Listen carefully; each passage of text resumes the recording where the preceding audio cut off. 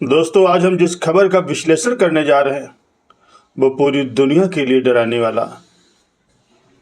वो सिर्फ दो देशों के लिए नहीं बल्कि पूरी दुनिया के भविष्य की खबर है। मिडिल ईस्ट इस वक्त एक ऐसे बारूद के ढेर पर बैठा है जिसमें एक छोटी सी चिंगारी भी तीसरे विश्व युद्ध की शुरुआत कर सकती है। ईरान में शोक का माहौल है। ईरान के सर्वोच्च नेता के अंतिम संस्कार की तैयारी चल रही है। सड़कों पर लाखों लोगों की भीड़ है। लोग काले कपड़े पहने हुए हैं और पूरे देश में हाई अलर्ट है।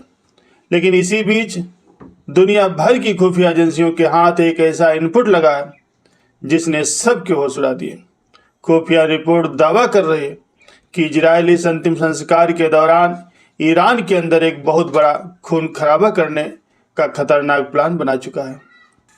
आखिर अंतिम संस्कार के वक्त इजरायल अटैक क्यों करना चाहता है?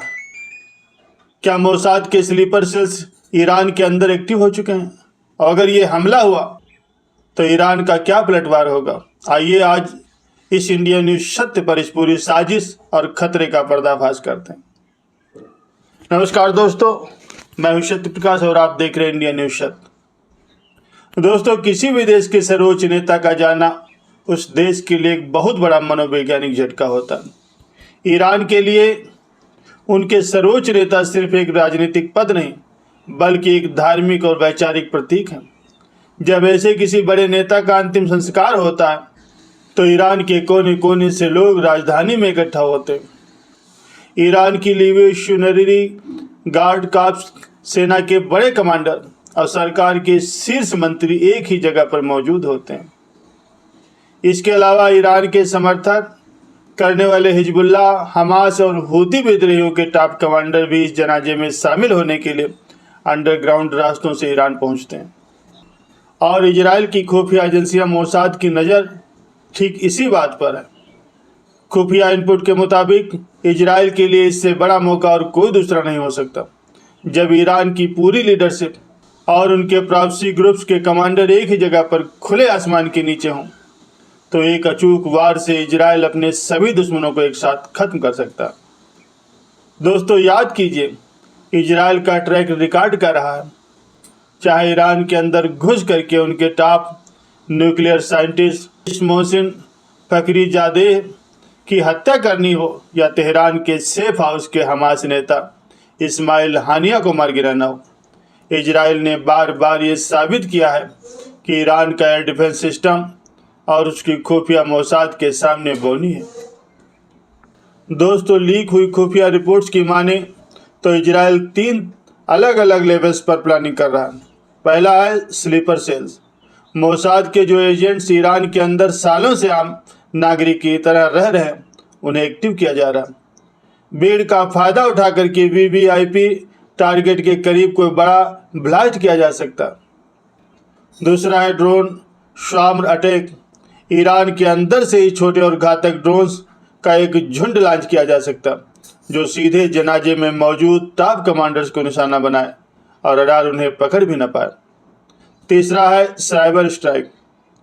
अंतिम संस्कार के वक्त पूरे तेहरान के कम्युनिकेशन सिस्टम, पावर ग्रिड और एयर डिफेंस को कुछ मिनटों के लिए हैक करके उन्हें ब्लैकआउट किया जा सकता जिससे अफरा तफरी मच जाती है। लेकिन दोस्तों, सवाल ये है, क्या ईरान हाथ पर हाथ धरे बैठा है? बिल्कुल नहीं। ईरान को भी इस खतरे का पूरा अंदेशा है। ईरान के इंटेलिजेंस मिनिस्टर और IRGC के कमांडर ने पूरे देश को छावनी में तब्दील कर दिया।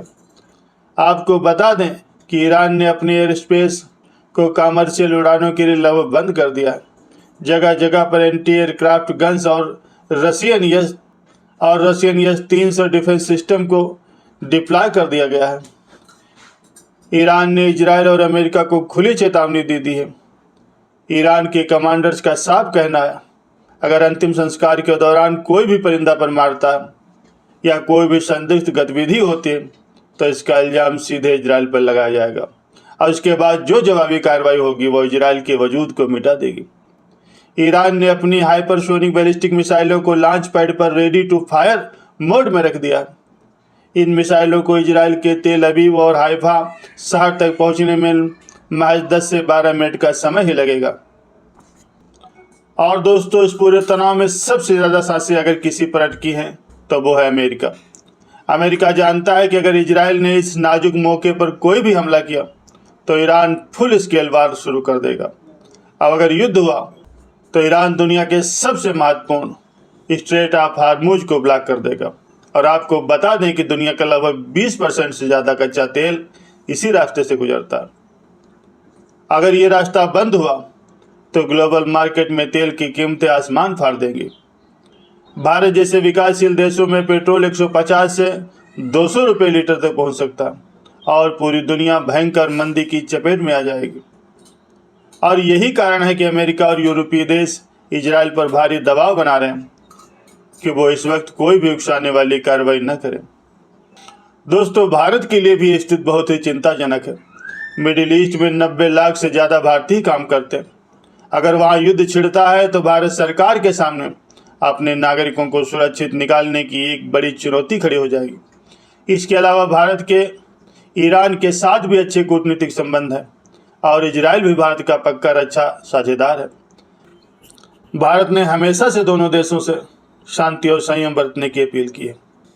तो दोस्तों, क्या इजराइल वास्तव में मोसाद के जरिए ईरान के सर्वोच्च नेता के अंतिम संस्कार में कोई खूनी खेल खेलेगा, या फिर ये सिर्फ एक खुफिया डर है जिसे मनोवैज्ञानिक युद्ध के लिए फैलाया जा रहा है? एक बात तो तय है, अगर इजराइल ने इस भीड़ पर हमला करने की गलती की तो ये सिर्फ एक आतंकवादी हमला नहीं माना जाएगा, बल्कि ये दुनिया को विश्व युद्ध की आग में धकेलने वाला ट्रिगर पॉइंट बन जाएगा। ईरान इसका जो बदला लेगा वो मिडिल ईस्ट के पूरे नक्शे को लाल कर देगा। दोस्तों, आपको क्या लगता है, क्या इजराइल को अपनी सुरक्षा के नाम पर दूसरे देश के अंदर ऐसा कदम उठाना चाहिए, या इजराइल अपनी ताकत के नशे में दुनिया को वर्ल्ड वार की तरफ धकेल रहा है? भारत को इस युद्ध की स्थिति में किस तरफ खड़ा होना चाहिए? अपनी राय नीचे कमेंट बॉक्स में जरूर लिखिए। आपका हर कमेंट हमारे लिए बहुत मायने रखता है।